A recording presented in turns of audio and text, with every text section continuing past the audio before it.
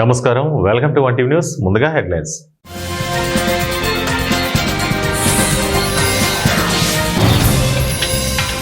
బాబు వల్లే పోలవరం ధ్వంసం, మాజీ ఆర్థిక మంత్రి బుగ్గన రాజేంద్రనాథ్.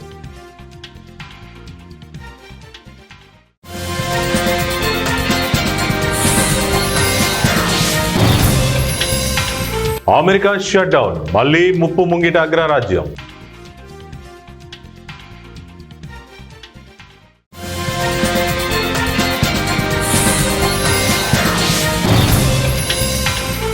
లైంగిక వేధింపుల ఆరోపణలు, కేఏ పాల్పై కేసు నమోదు.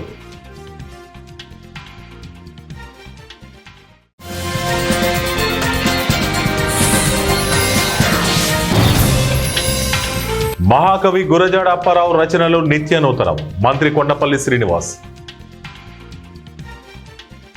పోలవరం ప్రాజెక్టుపై సీఎం చంద్రబాబు పచ్చి అబద్ధాలు చెబుతున్నారని మాజీ ఆర్థిక మంత్రి బుగ్గన రాజేంద్రనాథ్ ఆరోపించారు. పోలవరం ప్రాజెక్టు ఆలస్యం కావడానికి ప్రధాన కారకుడు చంద్రబాబు అని మండిపడ్డారు. కుప్పానికి నీళ్లు ఇచ్చానంటూ చంద్రబాబు పచ్చి అబద్ధాలు చెబుతున్నారన్నారు. పోలవరం ప్రాజెక్టును చంద్రబాబు ధ్వంసం చేశారని ఘాటు విమర్శలు చేశారు. మాజీ మంత్రి బుగ్గన రాజేంద్రనాథ్ ఆదివారం ప్రెస్ క్లబ్ లో మీడియాతో మాట్లాడుతూ, పోలవరంపై చంద్రబాబు చెప్పేవన్నీ అబద్ధాలే. కాఫర్ డ్యాం పూర్తి కాకుండా డయాఫ్రమ్ వాల్ ఎలా కట్టారు? కుప్పానికి నీళ్లు ఇచ్చానంటూ చంద్రబాబు పచ్చి అబద్ధాలు చెబుతున్నారు. పోలవరానికి శంకుస్థాపన చేసి అన్ని అనుమతులు తీసుకువచ్చింది వైఎస్ఆర్.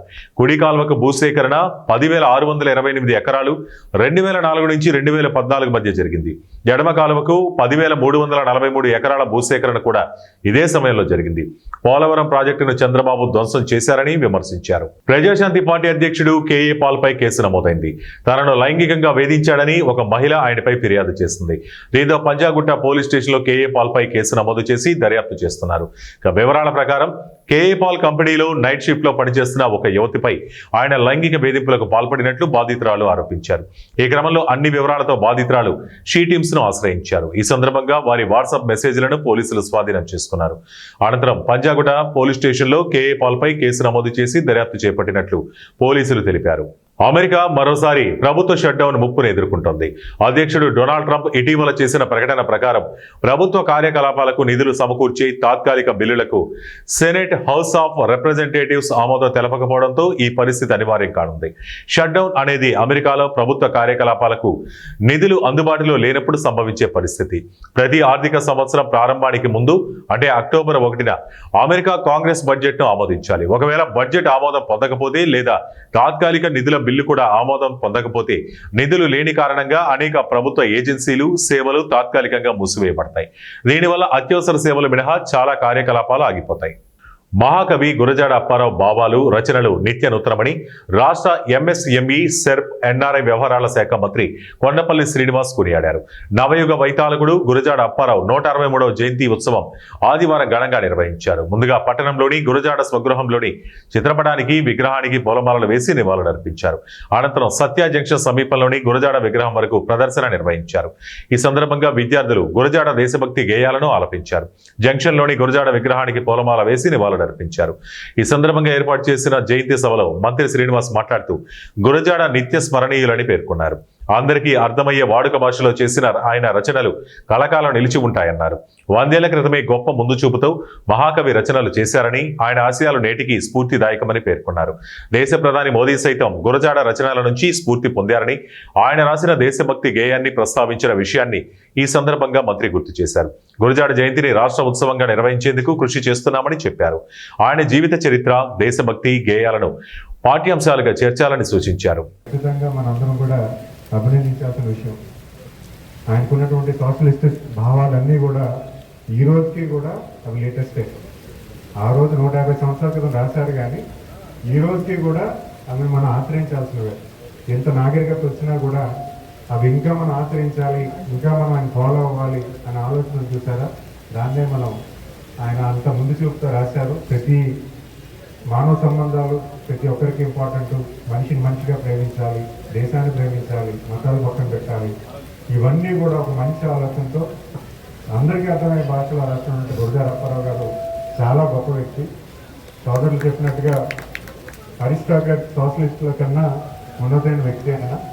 అయితే చిన్న తప్పుదే జరిగింది, దాన్ని వెంటనే కరెక్ట్ చేయడం కూడా ప్రయత్నించాము, కానీ వెంటనే దానికి రెస్పాన్స్ రాలేదు. బట్ డెఫినెట్గా దానికి మనకి నెక్స్ట్ 1 monthలో దానికి ఆర్డర్ వచ్చేలాగా మేము కార్యాచరణ చేశాము.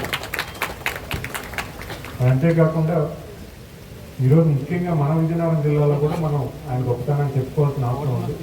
ప్రతి స్కూల్లో కూడా మనం ఫోటో పెట్టుకున్నామని ఒక కార్యాచరణ లాస్ట్ ఇయర్ అనుకున్నాము, అది మనం అమలు చేసుకోలేదు. ఖచ్చితంగా అది అమలు చేసి ప్రతి స్టూడెంట్కి కూడా మనకి జిల్లా నుంచి వచ్చినట్టు ప్రాముఖ్యమైన వ్యక్తి గురించి గురజాడ అప్పారావు గురించి అందరికీ తెలియజేసేలాగా డిఓ గారు కూడా రిక్వెస్ట్ చేస్తున్నారు. మీరు దాన్ని ఎలాగ కలెక్టర్ గారు గైడెన్స్తోని దాన్ని ఎలాగ కార్యాచరణ చేస్తారో మాకు ఇన్పుట్ ఇస్తే మేము దాన్ని యాక్షన్ ప్లాన్ తీసుకొని దాని బడ్జెట్ని కూడా మేము ప్లాన్ చేసుకుంటాము. డెఫినెట్గా మన ఎంపీ గారు చెప్పినట్టుగా దానికి పిల్లలు తీసుకువెళ్ళాలి, భావతరాలు తెలియజేయాలి. ఆయన రాసినటువంటి సింపుల్ ఈ పాటలు కూడా పబ్లిక్ మన స్కూల్స్లో కూడా కొంచెం ముందుకు తీసుకువెళ్ళగలిగితే చాలా మంచి ఆలోచన ఇదంతా కూడా. గౌరవం ఖచ్చితంగా మన కల్చర్లో కూడా మన కల్చరల్ మినిస్ట్రీ డిపార్ట్మెంట్కి కూడా గౌరవ కలెక్టర్ గారిని రిక్వెస్ట్ చేస్తున్నాను. కల్చరల్ డిపార్ట్మెంట్ కూడా ఇది రిక్వెస్ట్ చేసి దీన్ని క్లాస్లో పాఠ్యం కింద డెవలప్ చేయడానికి కూడా అవకాశం ఉంటుందని చూడండి. సో ఖచ్చితంగా మనమందరం కూడా ప్రతి గండాన్ని గుర్తుంచుకోవాలి. ఎక్కడైతే మనం డిప్రెస్ అయ్యామో, ఎక్కడైతే మనము తప్పుదారిలో వెళ్తున్నాం అనిపిస్తుందో ఒకసారి ఆయన రాసిన గేమ్ ఒకసారి చూసుకోండి, దగ్గర పెట్టుకోండి, చదువుకోండి, అర్థమైపోతుంది మనకి వేరు పోయిన ఉన్నాం. అప్పటికంటే గురజాడ అప్పారావు గారు 100 ఏళ్ళ ముందు చూసాడేమో, ప్రజెంట్కి సంబంధించి ఆ పాట రాసినట్టు అనిపించింది నాకు. సో పిల్లలందరూ కూడా మీరు గురజాడ అప్పారావు గారి జన్మదినానికి ఇక్కడికి వచ్చాం, సెలబ్రేట్ చేసుకుంటున్నాం. ఈరోజు మీరు ఒక్కసారి చదవండి, ఆ గేయాన్ని చదవండి. నేను మెస్మరైజ్ అయ్యాను ఆ గేయాన్ని చూసి కంప్లీట్గా. ఈ అవకాశం ఇచ్చిన పెద్దలకి అలాగే వేదికలకు పెద్దలకి కురుబ సమాజాన్ని ఎట్టి పరిస్థితుల్లోనూ షెడ్యూల్ తెగ జాబితాల్లో చేర్చకూడదని డిమాండ్ చేస్తూ కర్ణాటక రాష్ట్రం విజయనగరం జిల్లా హోస్పేట తాలూకా వాల్మీకి నాయక సమాజ నేతలు గోసల బర్మప్ప, జంబయ్య నాయక్, దేవరమణి శ్రీనివాస్ తెలిపారు. ఆదివారం నగరంలోని ప్రెస్ క్లబ్ లో ఏర్పాటు చేసిన విలేకరుల సమావేశంలో పాల్గొని మాట్లాడారు. షెడ్యూల్ తెగల సమాజం ఆర్థికంగా, విద్యాపరంగా, సామాజికంగా, రాజకీయంగా మరియు వృత్తిపరంగా వెనకబడి ఉంది. అయితే కురుబ సమాజం అన్ని రంగాల్లో బలంగా ఉంది.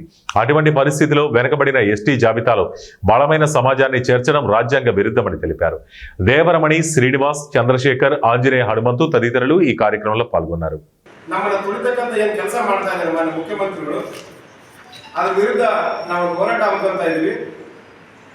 ಈ ವಿಚಾರವಾಗಿ ಕರ್ನಾಟಕ ಮತ್ತು ನಮ್ಮ ತಾಲೂಕು ಎಲ್ಲ ಜಿಲ್ಲಾ ಕೇಂದ್ರಗಳು ಪ್ರತಿಭಟನೆ ಮಾಡಿ ಸಂಬಂಧಪಟ್ಟ ಜಿಲ್ಲಾಧಿಕಾರಿಗಳಿಗೆ, ಜಿಲ್ಲಾ ಹೆಡ್ ಕ್ವಾರ್ಟರ್ ಜಿಲ್ಲಾಧಿಕಾರಿಗಳಿಗೆ, ತಾಲೂಕು ಹೆಡ್ ಕ್ವಾರ್ಟರ್ ತಹಸೀಲ್ದಾರ್ಗಳಿಗೆ ನಾವು ಸಂಬಂಧಪಟ್ಟ ಅಧಿಕಾರಿಗಳಿಗೆ ಮನವಿ ಸಲ್ಲಿಸ್ತೀವಿ. ಒಂದನೇದು. ಎರಡನೇದಾಗಿ ಪ್ರತಿಭಟನಾ ಆಶಯಗಳೇನೆಂದರೆ ಪರಿಶಿಷ್ಟ ಪಂಗಡಕ್ಕೆ ಕುರುಬ ಮತ್ತು ಇನ್ನಿತರ ಸಮುದಾಯಗಳನ್ನು ಸೇರ್ಪಡೆಗೊಳಿಸುವ ಯೋಜನೆಯನ್ನು ತಕ್ಷಣವೇ ನಿಲ್ಲಿಸಬೇಕು. ಈಗಾಗಲೇ ಸುಳ್ಳು ಜಾತಿ ಪ್ರಮಾಣ ಪತ್ರವನ್ನು ಪಡೆದು ಪರಿಶಿಷ್ಟ ಪಂಗಡದ ಫಲಾನುಭವಿಗಳನ್ನು ಮೋಸದಿಂದ ಅನುಭವಿಸುತ್ತಿರುವವರ ವಿರುದ್ಧ ಕ್ರಮ ಕೈಗೊಳ್ಳುವಂತೆ ಸಂಬಂಧಪಟ್ಟ ಇಲಾಖೆಗಳಿಗೆ ಆದೇಶ ನೀಡಬೇಕು. ಈ ಬೇಡಿಕೆಗಳನ್ನು ಮುಂದಿಟ್ಟುಕೊಂಡು 25/9/2025 ಪ್ರತಿಭಟನೆಯ ಮೂಲಕ ಮನವಿ ಪತ್ರವನ್ನು ಕೊಟ್ಟು 5/10/2025 ಒಳಗೆ ಸರ್ಕಾರ ನಮ್ಮ ಬೇಡಿಕೆಗಳಿಗೆ ಸ್ಪಂದಿಸಿ ಸೂಕ್ತ ತೀರ್ಮಾನ ನೀಡಲು ವಿನಂತಿಸುತ್ತೇವೆ. ಸರ್ಕಾರದ ಈ ತೀರ್ಮಾನವನ್ನು ಅವರ ಸೇರ್ಪಡೆ ಆಗಿರೋದ್ರಿಂದ ಕುಲಶಾಸ್ತ್ರ ಅಧ್ಯಯನ ಸರಿಪಡಿಸಿ ನಮಗೆ ಕಳಿಸಿಕೊಡಿ ಅಂತ ರಾಜ್ಯ ಸರ್ಕಾರ ನೋಟಿಸ್ ಕೊಟ್ಟರೆ, ಇವರು ಕುರುಬ ಸಮಾಜವನ್ನೇ ಮುಖ್ಯವಾಗಿ ಇಟ್ಟುಕೊಂಡು ಮತ್ತೆ ಕುಲಶಾಸ್ತ್ರ ಅಧ್ಯಯನ ಸಮಿತಿಯನ್ನು ವರದಿಯನ್ನು ತಂದು ಕಳಿಸಲಿಕ್ಕೆ ಈ ರಾಜ್ಯದ ಮುಖ್ಯಮಂತ್ರಿ ನಡೆಸ್ತಿದ್ದಾರೆ. ಈಗಾಗಲೇ ತಮಗೆ ಗೊತ್ತಿದೆ, ಅದರಲ್ಲಿರ್ತಕ್ಕಂಥ ಸಮುದಾಯದ ಹಿರಿಯರು ಮೈಸೂರು ಭಾಗದಲ್ಲಿರುವಂತಹ ವಿಶ್ವನಾಥ್ ಸರ್ ಅವರು ಕೂಡ ಒಂದು ಹೇಳಿಕೆ ಕೊಟ್ಟಿದ್ದಾರೆ, ಪತ್ರಿಕೆ ಮಾಧ್ಯಮದ ಮುಂದೆ ಹೇಳಿಕೆ ಕೊಟ್ಟಿದ್ದಾರೆ. ರಾಜ್ಯದಲ್ಲಿರುವಂತಹ ಎಸ್ಟಿ ಸಮುದಾಯ ಬಹಳ ಆರ್ಥಿಕವಾಗಿ, ಶೈಕ್ಷಣಿಕವಾಗಿ ಹಿಂದುಳಿದಿದ್ದಾರೆ, ರಾಜಕೀಯದಲ್ಲಿ ಹಿಂದುಳಿದಿದ್ದಾರೆ. ಅಲ್ಲಿರ್ತಕ್ಕಂಥ ಎಸ್ಟಿ ಸಮುದಾಯ ಸುಮಾರು 51 ಜಾತಿಗಳಿದ್ದಾವೆ. ಅದರಲ್ಲಿ ವಾಲ್ಮೀಕಿ ಸಮುದಾಯ ಬಹುಸಂಖ್ಯಾತರು. ನಾವು ಈ ರಾಜ್ಯವನ್ನು ಆಳಿದ್ದೀವಿ, ಮುಖ್ಯಮಂತ್ರಿನಾಗಿದ್ದೀವಿ, ಹೋಮ್ ಮಿನಿಸ್ಟರ್ ಆಗಿದ್ದೀವಿ, IAS, IPS ಕಿನ್ ಪೋಸ್ಟ್ಗಳಲ್ಲಿ ನಾವೆಲ್ಲ. ఒరిస్సా రాష్ట్రానికి చెందిన 3 వ్యక్తులను మరియు తమిళనాడు రాష్ట్రానికి చెందిన 2 వ్యక్తులను వేరువేరుగా గంజాయి స్మగ్లింగ్ ముఠాను కాశీబుగ్గ పోలీసులు ఆదివారం నాడు పట్టుకున్నారు. ఇందులో 4 మహిళలు, 1 పురుషుడు ఉన్నారు. వీరి దగ్గర నుండి సుమారు 84.55 కేజీల గంజాయిని, 1500 రూపాయల నగదు, 3 సెల్ ఫోన్లు స్వాధీనం చేసుకున్నారు. ఈ కేసులో పట్టుబడ్డ అందరూ యువకులు కావడం మరో విశేషం. జల్సాలకు అలవాటు పడి యువతీ యువకులు తప్పుడు మార్గాన్ని ఎంచుకుంటున్నారు. యువత మరియు ప్రజలు ఈ మత్తు పదార్థాలకు దూరంగా ఉండాలని, గంజాయి కేసులు పట్టుబడి జీవితాలు నాశనం చేసుకోవద్దని సిఐ సూర్యనారాయణ ఈ సందర్భంగా కోరారు.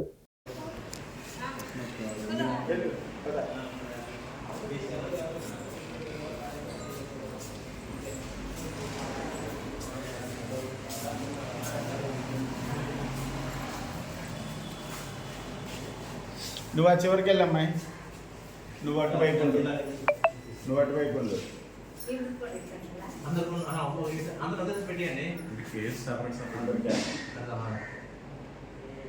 కేసు అయిందిగా. ఖమ్మం జిల్లా తల్లాడ మండలం అన్నారుగూడెం గ్రామం వద్ద నకిలీ కలుపు నివారణ మందులను అరికట్టాలని వరి పంట పొలంలో రైతులు నిరసన తెలిపారు. మార్కెట్లో నకిలీ పురుగు మందులు రాజ్యమేలుతున్నాయని, వేలాది రూపాయలు వెచ్చించి కొనుగోలు చేసి వాడిన వరిలో కలుపు అదుపులోకి రావటం లేదని తల్లాడ మండల రైతులు వాపోతున్నారు. నకిలీ పురుగు మందుల వల్ల జరిగిన నష్టం గురించి ఎవరిని అడగాలో తెలియటం లేదని ఆవేదన వ్యక్తం చేస్తున్నారు. సలహాలు సూచనలు ఇవ్వాల్సిన వ్యవసాయ హార్టికల్చర్ అధికారులు గ్రామాల వైపు కన్నెత్తి చూడటం లేదని, పొలాలలో వైరస్ వ్యాపిస్తోందని ఒకసారి వచ్చి చూడాలని వేడుకుంటున్నా అధికారులు పట్టించుకోవడం లేదని రైతులు వాపోతున్నారు. కూడా వరి ధాన్యం ఎక్కువ దిగుబడి మొదటి స్థానంలో నిలిచింది. అలాంటి వరి పండించేటువంటి మండలాల్లోనే ఇవాళ ఈ గడ్డి సమస్య ఈ 10 సంవత్సరాలు బట్టి లేని సమస్య, ఈ 2 సంవత్సరాలు బట్టి ఈ దొంగోరి అనేక రకాలైనటువంటి కలుపు మందులు వస్తున్నాయి. ఈ మందులకి కంపెనీలు షాపుల కాడికి పోతే ఆ కంపెనీ ఏజెంట్లు ఇది కొట్టండి అది కొట్టండి అని చెప్తున్నారు. అవి తీసుకొచ్చి ఎంతవరకు కొట్టినా కానీ, ఏ మందు కొట్టినా కానీ కలుపులు ఏదో ఒక రకం కలుపు, ఒక మందు కొడితే ఇంకో దానికి ఇంకో రకం, ఇట్లా అనేకలన్నీ రైతుల్ని పీడించి నానా డబ్బులు ఖర్చు చేసి రైతే రాజు అనేది కాకుండా రైతే ఈ దేశంలో ఏమీ లేనటువంటి బికారిగా మారే రోజులు వచ్చినాయి. అది కాకుండా మన గవర్నమెంట్ వాళ్ళు ఈ కంపెనీలు, కార్పొరేట్ కంపెనీలు ఈ కొత్త టెక్నికల్ అన్ని జ్ఞాపకం అందిస్తున్నారు. ఖచ్చితంగా ఏదైతే గడ్డి కావాలో వాటన్నిటిని తయారు చేసి మళ్ళీ మార్కెట్లకు ఇచ్చి ఇదంతా రైతులను ఆదుకోవాలని ఖమ్మం జిల్లా రైతు సంఘం తరఫున మన కలెక్టర్ గారికి ఈ విషయం మీడియా కొరత వల్ల ఆ యొక్క నాటు పద్ధతిని మేము చేయలేకపోయే సందర్భంలో ఈ వెదజల్లే పద్ధతిలో పొడి ఒడ్లు జల్లటం, ఆ తర్వాత దాని మీద హెర్బిసైడ్స్ స్ప్రే చేసుకుంటే ఆ కలుపు నివారణ అవుతుంది. గత 4 సంవత్సరాల కాలంలో మొదటి 2 సంవత్సరాలు మేము ఏ హెర్బిసైడ్ స్ప్రే చేసినప్పటికి కూడా బ్రహ్మాండంగా ఆ కలుపు మొక్కలు చనిపోయి నాటేసే దానికంటే కూడా ఫలితం ఎక్కువ వచ్చినాయి. ఎకరానికి నాటేస్తే 30-35 బస్తాలు వస్తే ఈ వెదజల్లే పద్ధతిలో 40-45 బస్తాలు తీసినటువంటి మా రైతు సోదరులు కూడా ఉన్నారు. కాకపోతే ఇందులో దురదృష్టకరం, గత 2 సంవత్సరాలు బట్టి మేము ఏ హెర్బిసైడ్ కొట్టినప్పటికి కూడా కొన్ని కలుపులు మాత్రమే చనిపోతున్నాయి. బ్రాండెడ్ కంపెనీలు అని పేరు చెప్పుకునేటటువంటి పిఐ కంపెనీ ఈ లగాసి కొడితే దొంగోరి చచ్చిపోద్ది అని వాళ్ళు చెబుతున్నారు. వాళ్ళ రిప్రజెంటేటివ్స్ మేము తెచ్చేటటువంటి కొట్లోలు చెబుతున్నారు. అట్నే వ్యవసాయ అధికారులు కూడా ఈ మందు కొడితే చచ్చిపోతుందని సూచిస్తున్నారు. గత 2 సంవత్సరాలు బట్టి మా ప్రాంతంలో ఉన్నటువంటి రైతాంగం ఈ మందుని పదే కొడుతున్నారు. ఈ మందు ఇంకా ఉన్నటువంటి టెక్నికల్ మందుని అయినప్పటికీ కూడా ఏమాత్రం చావకుండా ఏపుగా పెరిగి ఈ విధంగా రైతు యొక్క పొలంలో వరి కంటే కూడా గడ్డే ఎక్కువగా వచ్చినటువంటి పరిస్థితి ఉంది. ఈ విధంగా ఉంటే రైతు నష్టపోవటమే తప్ప కనీసం పెట్టుబడి కూడా రానటువంటి పరిస్థితి ఉంది. ఇదే కాకుండా వేరే ఇంకా ఈ BASF వాళ్ళది ఇది కొట్టినా కూడా అంతే. ఈ ఫాసెట్ దొంగోరి చనిపోతుందని ఇస్తే ఇది 1200 రూపాయలు, కానీ ఫలితం మాత్రం శూన్యం. ఈ BASF వాళ్ళది బుర్ర తొంగ చనిపోవటానికి బాసాగ్రామ్ అని ఒక మందు తయారు చేశారు. కనీసం అది చనిపోవటం కూడా ఉండదన్నమాట.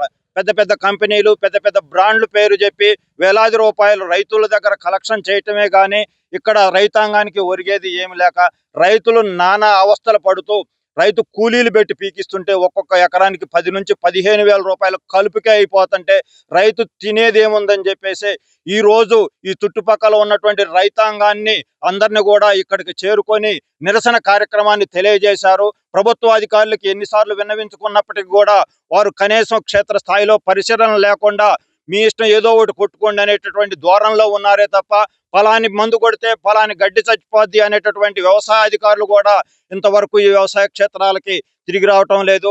మా మండలంలో ఉన్నటువంటి గూడూరు, బిల్లుపాడు, వెంకటగిరి, గోపాలపేట, అన్నారుగూడెం, మల్లారం, తల్లాడ ఈ తదితర గ్రామాల్లో ఈ దొంగ వరితోని రైతులు ఖమ్మం జిల్లా వైరా మున్సిపాలిటీ పరిధిలోని శాంతినగర్ 14వ వార్డు NH9 ప్రధాన రహదారి పక్కన కొందరు అక్రమార్కులు రోడ్డు స్థలాన్ని కబ్జా చేసి అక్రమ కట్టడాలు చేపడుతున్నారు.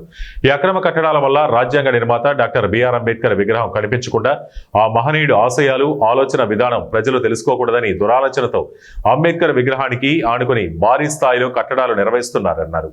ఇలా నిర్మించే వారిపై తక్షణమే అధికారులు చర్యలు చేపట్టాలని కాలనీ వాసులు అంబేద్కర్ విగ్రహానికి పాలాభిషేకం చేసి నిరసన వ్యక్తం చేశారు. ఒకరోజు పూట గడిచి పూట గడవక ఆ కూలి డబ్బులు వచ్చిన 400 రూపాయలు 300 రూపాయలు 500 రూపాయల్లోనే తమ కుటుంబానికి ఖర్చు పెట్టుకుంటూ వచ్చి మిగతా డబ్బులు దాచుకొని వాళ్ళ యొక్క శ్రమతత్వంతో డబ్బులు దాచుకొని ఎంతో కొంతగా అంబేద్కర్ గారి మీద అభిమానంతో వాళ్ళ దేవుడిగా భావిస్తూ ఇంత పెద్ద విగ్రహం తీసుకురావడం జరిగింది. ఈ యొక్క విగ్రహానికి నిర్మించిన తరుణం నుండి కూడా ఇప్పటి వరకు ఎన్నో విధాలుగా కొంతమంది వ్యక్తులు అడ్డుపడుతూ ఈ యొక్క విగ్రహాన్ని నిర్మించకుండా అడ్డుపడుతున్నారు. దానిలో భాగంగానే ఈరోజు చూసుకున్నట్లయితే ఇంత మహానీయుడైన విగ్రహాన్ని కనిపించకుండా కొంతమంది వ్యక్తులు ఇక్కడ పెద్ద స్థాయిలోని మన ఆర్ఎండ్బి స్థలం పక్కన అక్రమ కట్టడాలు చేపట్టడం జరుగుతుంది. అదేవిధంగా ఈ యొక్క కట్టడాలను నిలిపేయాలని పలుమార్లు చెప్పినా కూడా దిక్కును చోటు చెప్పుకోండి అంటూ చెప్పడం జరుగుతుంది. ఇంత మహనీయుడి విగ్రహాన్ని అగపడకుండా కట్టడంపై వాళ్ళు అనుకున్న ఆంతర్యం ఏమిటో అర్థం కావటం లేదు. ప్రపంచానికి దిక్సూచిగా దారి చూపిన వ్యక్తి, ఎంతోమంది బతుకులు మార్చిన వ్యక్తిని ప్రపంచానికి కనిపించకుండా చేయటం అనేది సిగ్గుచేటుగా ఇక్కడ కాలనీ వాసులు పేర్కొంటున్నారు. తక్షణమే ఇలాంటి వారిపైన అక్రమ కట్టడాలు నిలిపివేసే మార్కాపురం టీడీపీ ఎమ్మెల్యే కందుల నారాయణ రెడ్డి ఆధ్వర్యంలో మెడికల్ కళాశాలను టీడీపీ శ్రేణులు పరిశీలించారు. వైసీపీ నేతలు చేస్తున్న దుష్ప్రచారాన్ని కూటమి నేతలు తిప్పికొట్టారు. ఈ సందర్భంగా ఎమ్మెల్యే కందుల మాట్లాడుతూ గత వైసీపీ ప్రభుత్వ హయాంలో కాలేజీ పనులు 80% పైగా పూర్తి చేశామని నిరసన చేపట్టడం హాస్యాస్పదమన్నారు. వైసీపీ ప్రభుత్వంలో మెడికల్ కళాశాలలు అరకొర పనులు చేపట్టి ఇప్పుడు దుష్ప్రచారం చేస్తున్నారన్నారు. కూటమి ప్రభుత్వం ఏర్పడిన తర్వాత కళాశాల పనులను పీపీపీ విధానంలో త్వరగా పూర్తి చేస్తున్నామన్నారు.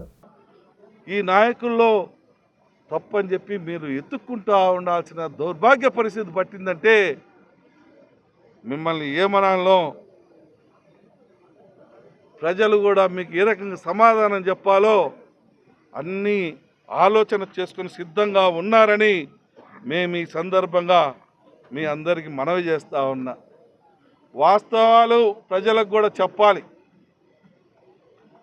అమ్మా వైసీపీ వాళ్ళు మెడికల్ కాలేజీ ఫస్ట్ సంవత్సరం కొంత బిల్డింగు, రెండవ సంవత్సరం కొంత బిల్డింగు, మూడవ సంవత్సరం కొంత బిల్డింగులు మార్చుకోవచ్చు అని చెప్పి పాఠాలు చెప్పారు. నువ్వు పాఠం చెప్పగానే సరిపోలా. నువ్వు ఆడ కొంత బిల్డింగ్ చేయొచ్చు.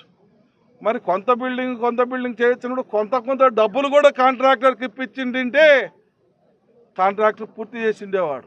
కాంట్రాక్టర్ నేను చేయలేని మొర్రో మా కొంప కూల్చారు మొర్రో 4 సంవత్సరాల పాటు మెడికల్ కాలేజీలో నాతోటి పనులు చేపించి నాకు కార్చింది 27 కోట్ల మొర్రో అని ఏడుస్తే మా ప్రభుత్వం వచ్చినాక 40 కోట్ల రూపాయలు మేము మళ్ళా తిరిగి ఆ కాంట్రాక్టర్ని చూసి జాలేసి డబ్బులు ఇచ్చాం. మీ మాదిరిగా కక్ష సాధింపులో పోలే. 25% బిలో ఉన్న కాంట్రాక్టులను రద్దు చేయలే. మీరు రద్దు చేశారు. ఈరోజు మార్కాపుకి నీళ్లు లేకుండా చేశారు తాగటానికి. మళ్ళా చివరికి మా నాయకుడు పవన్ కళ్యాణ్ గారు వచ్చి ఇంటింటికి మంచినీళ్ళ స్కీమ్ ద్వారా 1290 కోట్ల రూపాయలతోటి తిరిగి ఆ స్కీముని ప్రారంభించేదానికి శంకుస్థాపన చేసిపోయారు. మేము మీ మాదిరిగా ఇది తెలుగుదేశం వల్ల ప్రభుత్వము, తెలుగుదేశం వల్ల సంబంధించినటువంటి పని కాబట్టి దీన్ని చేయకూడదని పక్కన పెట్టలే. మీ మాదిరిగా అన్నా క్యాంటీన్లు రద్దు చేయలే. మేము ఏది మీరు చేసినటువంటి తప్పులు మీరు చేసినటువంటి పనులని ఏటిని రద్దు చేయలే, చేసుకుంటూ వస్తున్నాం. కాకపోతే ఆర్థిక పరిస్థితులను దృష్టిలో పెట్టుకొని, ఈ రాష్ట్ర ఆర్థిక పరిస్థితులను దృష్టిలో పెట్టుకొని ఒక్కొక్కటిగా చేసుకుంటూ వస్తూ ఉన్నాం. అందులో భాగంగానే ఈ మెడికల్ కాలేజ్ ఫస్ట్ ఇయర్ కొత్త బిల్డింగ్లు, సెకండ్ ఇయర్ కొత్త బిల్డింగ్లను కట్టచ్చు, చేయొచ్చు.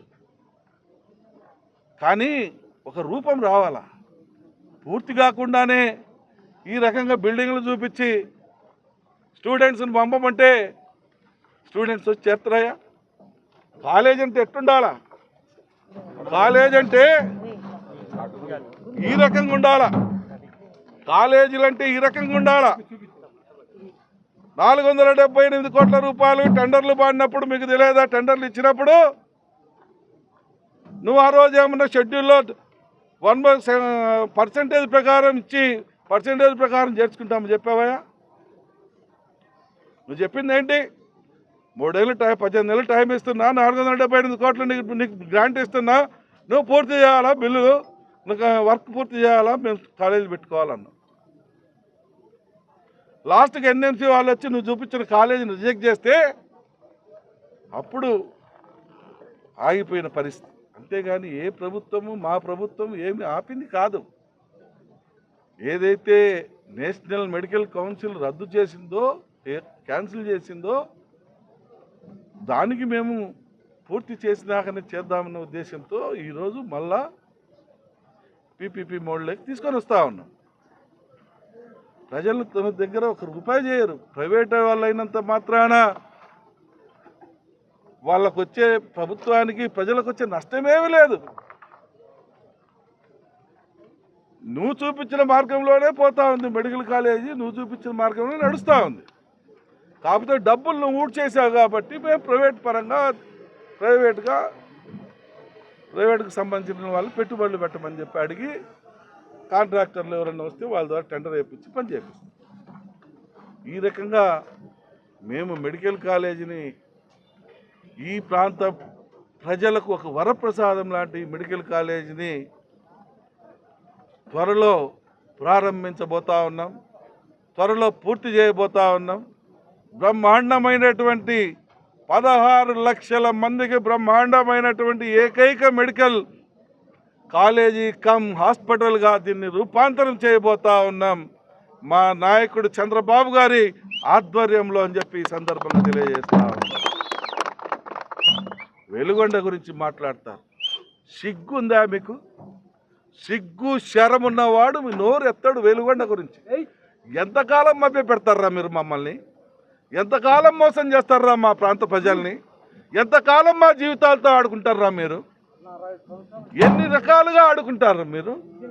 ప్రాజెక్టు పూర్తి కాకుండానే పూర్తి చేసినామని చెప్పి ప్రారంభోత్సవం చేసుకొని పోవడానికి మీకు సిగ్గు అనిపించలేదా? ఆయన పక్కన నిలబడి తందానాన్ని కొట్టడానికి మీరు అసలు మనుషులా అని అడుగుతా ఉన్నా. అడిగేది లేదా? అయ్యా నీళ్ళు ఎందుకు ప్రారంభోత్సవం చేస్తున్నావయ్యా? ఈ ప్రాంత ప్రజలు చెప్పులతో కొడతారయ్యా, మోసం చేస్తే మమ్మల్ని చెప్పులతో కొట్టించద్దయ్యా అని చెప్పి మీరు అడగాలి కదా. జేజేలు కొట్టి సంకలు ఎగరేసి కొట్టి మళ్ళా మేమేదో వెలుగొండను ఉద్ధరించినాం, మీరు ఉద్ధరించండి అని చెప్తారా? 2005లో టెండర్లు పిలుస్తాం. అప్పుడున్న పార్టీ ఏదయ్యా? కాంగ్రెస్ పార్టీ. మీరేమన్నారు? మేము వైఎస్ఆర్ పార్టీ వాళ్ళ ముందు 5 సంవత్సరాల అధికారం మాట్లాడతారా? అంటే రంగులు మార్చుకొని సొక్కాలు దొడుకున్నంత మాత్రాన మీ పార్టీలు మారుతాయా? అంటే మీరు పార్టీ మార్చుకుంటే ఆ రోజు కాంగ్రెస్ పార్టీలో ఉన్న నాయకులు 90% ఈరోజు మీ వైఎస్ఆర్ పార్టీలో లేరా? వాళ్ళే కదా వీళ్ళు. వార్తలు ముగించే ముందు ముఖ్యాంశాలు మరోసారి.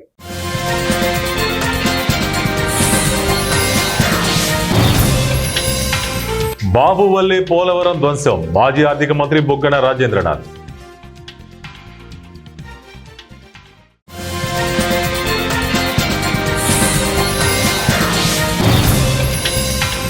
అమెరికా షట్ డౌన్, మళ్లీ ముప్పు ముంగిట అగ్రరాజ్యం.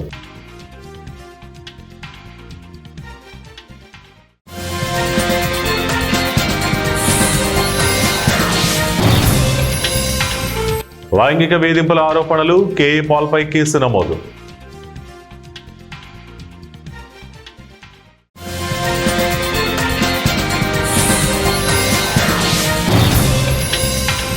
మహాకవి గురజాడ అప్పారావు రచనలు నిత్య నూతనం, మంత్రి కొండపల్లి శ్రీనివాస్.